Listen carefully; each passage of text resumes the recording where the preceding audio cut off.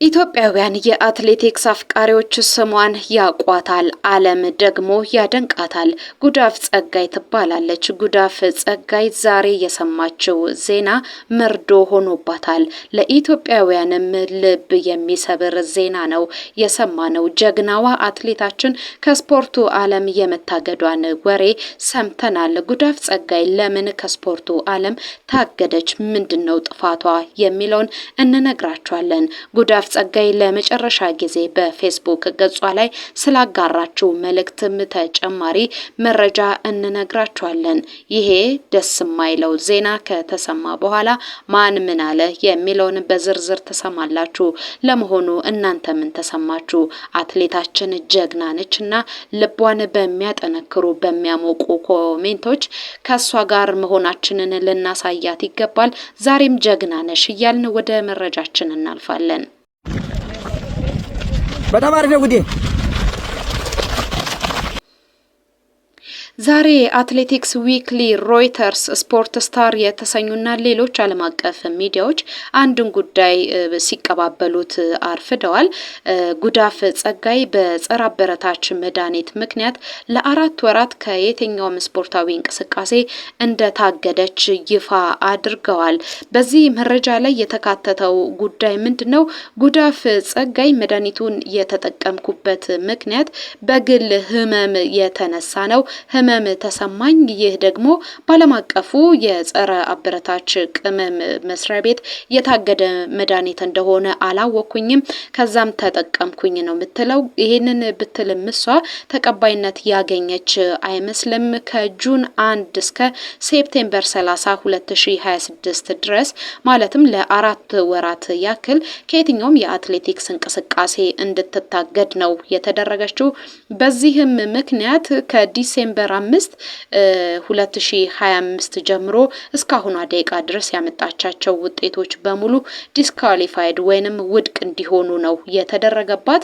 ይሄ እጅግ አሳዛኙ ጉዳይ ነው። ጉዳፍ ጸጋይ በሀገር ውክልና በርካታ ስራዎችን የሰራች አትሌት ነች።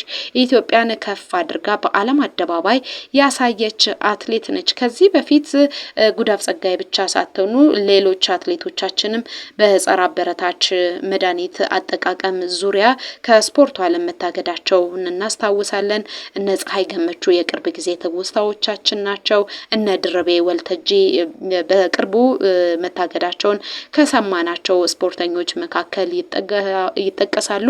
ጉዳፍ ጸጋይ በዚህ ዓመት በ2025 ዓመት ትልልቅ የሚባሉ ውድድሮችን አድርጋ አሸናፊ መሆኗ ይታወሳል። ስለዚህ እሷ ከተጠረጠረችበት ጊዜ ጀምሮ ያሉ ውጤቶቿ እንደሚሰረዙ ነው የተነገረው። ይሄ እጅግ ልብ ሰባሪ ነገር ነው። ለሷም ይሁን ለባለቤቷ ለአሰልጣኟ ለህሉፊ ደጎ እጅግ ልብ ሰባሪ የሆነ ዜና ነው። ለኢትዮጵያውያንም አትሌቲክሱን ለሚወዱና ለሚያፈቅሩም ጭምር ይሄ እጅግ አሳዛኙን ዜና ነው እየነገርናችሁ ያለ ነው።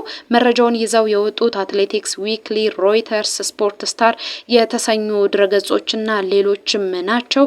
ለመሆኑ ጉዳፍ ጸጋይ በዚህ ወራት ውስጥ የሮጠቻቸው ሩጫዎች የትኞቹ ናቸው? የትኞቹስ ክብሯን ልትነጠቅ ትችላለች የሚለው እንንገራችሁ። በነገራችን ላይ አትሌት ጉዳፍ ጸጋይ የዓለም ሪከርዶች ባለቤት እንደሆነች ይታወቃል። በርካታ ሜዳሊያዎችን ማሸነፍ የቻለች የኢትዮጵያ አንበሳ ናት። ድርብ የዓለም ሪከርዶችን እና በታሪክ 3ኛውን ፈጣን ሰዓት ያስመዘገበች አትሌት ናት። ጉዳፍ ጸጋይ በሁለት የሩጫ አይነቶች የዓለም ሪከርድ ባለቤት ናት። በ5000 ሜትር የቤት ውጪ የዓለም ሪከርድ ባለቤት ናት። በ1500 ሜትር ደግሞ የቤት ውስጥ ውድድር 3 ደቂቃ ከ53 ሰከንድ ከ0 9 ማይክሮ ሰከንድ በማምጣት የዓለም ሪከርድን በእጇ ማስገባት የቻለች አትሌት ነች።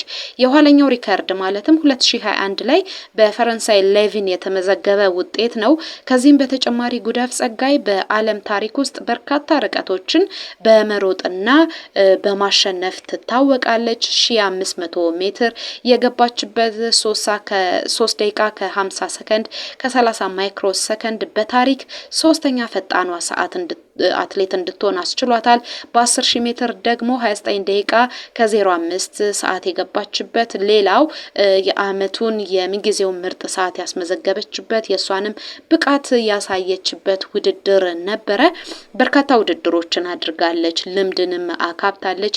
ከአጭር ርቀት ብንነሳ በ800 ሜትር ነው ርቀቶቹን የጀመረችው። ረጅም ርቀት ላይ 10000 ሜትር ሮጣ ታውቃለች። ይህቺ አትሌት በ800 ሜትር፣ በ1000 ሜትር፣ 1500 ሜትር፣ 1 ማይል፣ 3000 ሜትር፣ 5000 ሜትር፣ 10000 ሜትር በመሮጥ ትታወቃለች። ውድድሮቹ በአጠቃላይ እስካሁን ያካሄደቻቸው ከ140 በላይ ዓለም አቀፍ ውድድሮችን አድርጋለች። በዚህም የካበተ ልምድ እንዲኖራት ውድድሮቿን በጽናትና በብቃት እንድታሸንፍ ነው ያደረጋት። በተለይም በ1500 ሜትር ብቻ ከ85 በላይ ዓለም አቀፍ ውድድሮችን ማድረጓ ይህች አትሌት ምን ያህል ፈርጥ እንደሆነች ነው የሚያሳየው። በሀገር ውክልና ደግሞ የማይተካ ሚና ያላት አትሌት ናት። ያስመዘገበቻቸውን ውጤቶች እንመልከት። የዓለም አትሌቲክስ ሻምፒዮና ላይ የወርቅ ሜዳሊያ አላት በ10000 ሜትር። ይህንን ያስመዘገበችው የ2023 የቡዳፔስት ውድድር ላይ ነው። በ5000 ሜትር 2022 ሂውጅን ላይ ሮጣ የብር ሜዳሊያ ማምጣት ቻለች። በ1500 ሜትር እዛው ሂውጅን ሮጣለች። 1500 ሜትር 2019 ዶሃ ላይ ተካፍላለች። የኦሎምፒክ ክብሮቿን ስንመለከት የነሐስ ሜዳሊያ ያመጣችበት የ5000 ሜትር ቶኪዮ የ2020 ውድድሯ ላይ ነው። በ2021 የተካሄደው የዓለም የቤት ውስጥ የአትሌቲክስ ሻምፒዮና ላይ የወርቅ ሜዳሊያ ማምጣት ችላለች። 1500 ሜትር ናንጂንግ 2025 ወርቅ አምጥታለች። እዛው 1500 ሜትር ላይ 2022 ቤልግሬድ ያሳካቸው ውድድሯ ነው። 1500 ሜትር 2016 የነሐስ ሜዳሊያ ነው ያገኘችው። ቦታው ደግሞ ፖርትላንድ ነው።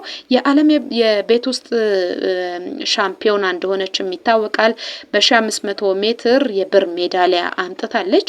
የሮጠችበት ቦታ ደግሞ 2019 ሂውጅን ላይ ያስመዘገበችው ምርጥ ውጤቷ ነው።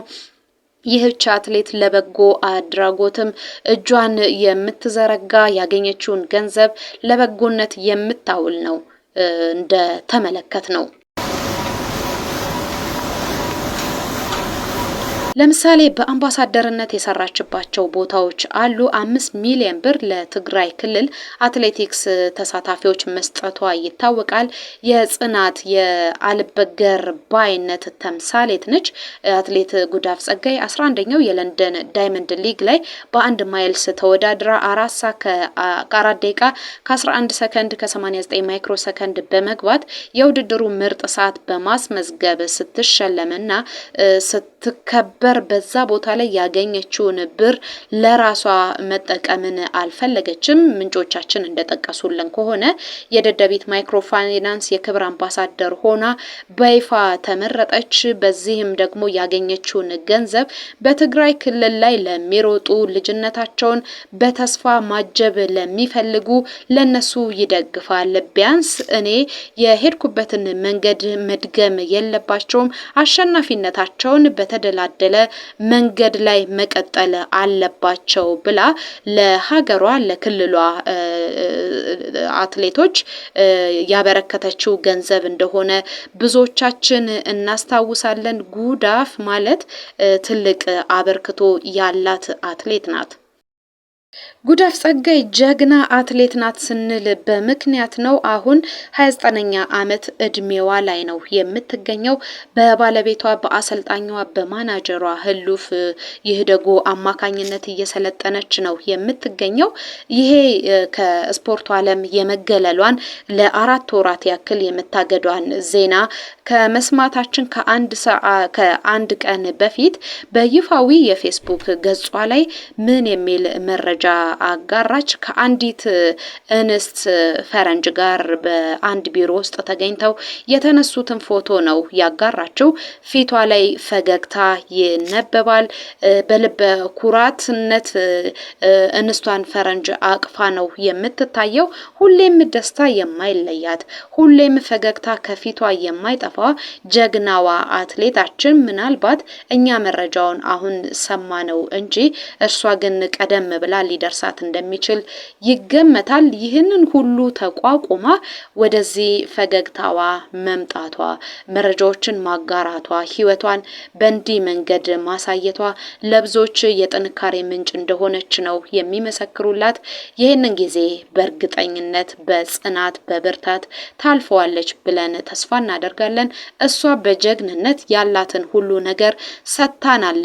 እኛ ደግሞ በዚህ ችግር ውስጥ በገባችበት ጊዜ ምናልባትም ከተደጋጋሚ ማጣራት በኋላ ነፃ ልትሆን ትችላለች። እንዲህ በተቸገረችበት አንገቷን በደፋችበት ጊዜ አለኝታ ልንሆናት ይገባል እንላለን። እናንተ ምን ትላላችሁ? ሀሳባችሁን አጋሩን። እኛ ግን ዛሬ እንላለን ጉዳፍ ጸጋይ ጀግና፣ ጉዳፍ ጸጋይ አንደኛ።